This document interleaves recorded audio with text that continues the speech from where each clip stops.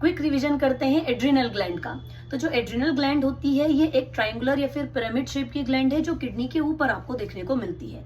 इसके दो पार्ट होते हैं, एक होता है एड्रिनल कॉर्टेक्स और दूसरा होता है एड्रिनल मेड्यूला। सबसे पहले हम बात करते हैं एड्रिनल कॉर्टेक्स की। एड्रिनल कॉर्टेक्स में आपकी 3 लेयर होती हैं। फर्स्ट जोना ग्लोमेरुलोसा, दूसरी जोना फेसिकोलेटा और तीसरी जोना रेटिकुलरिस। सबसे पहले जोना ग्लोमेरुलस जो होता है वो मिनरलोकॉर्टिकॉइड रिलीज करते हैं, जिसका एक एग्जांपल है हमारे पास एल्डोस्टेरोन। एल्डोस्टेरोन जो होता है वो कंडीशनल रीअब्सॉर्ब करवाता है सोडियम आयन का फ्रॉम डीसीटी। दूसरी जो लेयर होती है जो है जोना फेसिकुलेटा, उससे रिलीज होते हैं हमारे ग्लूकोकॉर्टिकॉइड्स, जिसका एग्जांपल हो जाता है आपका कॉर्टिसोल।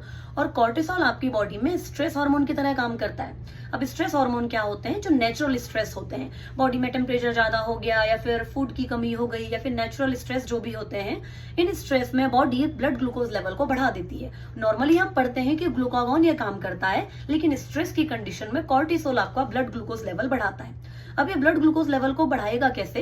तो ये हमारे बॉडी को जो बायो मैक्रोमोलिक्यूल्स होते हैं उनको तोड़ने लगता है। जैसे कि प्रोटीन को तोड़ने लगेगा तो प्रोटियोलाइसिस करने लगेगा, या आपका लिपिड को तोड़ने लगता है तो लिपोलाइसिस करने लगता है। ये नया नया ग्लूकोज का फॉर्मेशन करता है तो ग्लूकोनियोजेनेसिस करवाता है। इस तरीके से ब्लड में ब्लड शुगर लेवल को ज्यादा कर देता है। इसीलिए हम कहते हैं कि ज्यादा स्ट्रेस लेने से आपको डायबिटीज हो सकती है, क्योंकि अब हम फॉल्स स्ट्रेस लेने लगे हैं, जो नेचुरल स्ट्रेस नहीं है बल्कि हम ह्यूमन मेड स्ट्रेस जो है। ओके, थर्ड जो आपकी लेयर होती है वो होती है आपकी जोना रेटिकुलरिस। उससे रिलीज होने वाले हार्मोन होते हैं एंड्रोजन।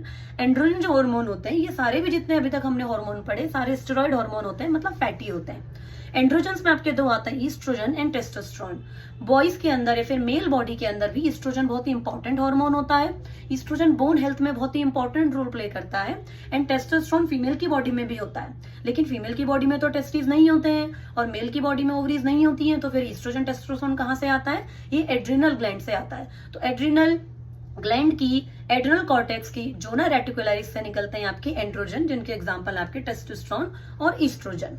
क्लियर? अभी बात करते हैं मेड्यूला की। मेड्यूला जो होता है एक क्लास ऑफ हार्मोन सिक्रेट करता है जिनको हम बोलते हैं कैटेकोलामाइंस। और कैटेकोलामाइंस आपके दो तरीके के हो जाते हैं, one is epinephrine and another is norepinephrine. Epinephrine and norepinephrine antagonistic नहीं होते हैं, इनको ध्यान देना, ये एक दूसरे की हेल्प कर रहे होते हैं सिग्नलिंग में। ओके, एड्रेनलिन जो होता है वो आपका वेसो कंस्ट्रिक्शन करवाता है, तो ये लीड करेगा आपका sympathetic nervous system and parasympathetic nervous system को क्या करता है? रेगुलेट करता है। इमरजेंसी हार्मोन हम इसको कह देते हैं, या फिर हम इसे 3F हार्मोन कहते हैं, fear, fright and flight hormone.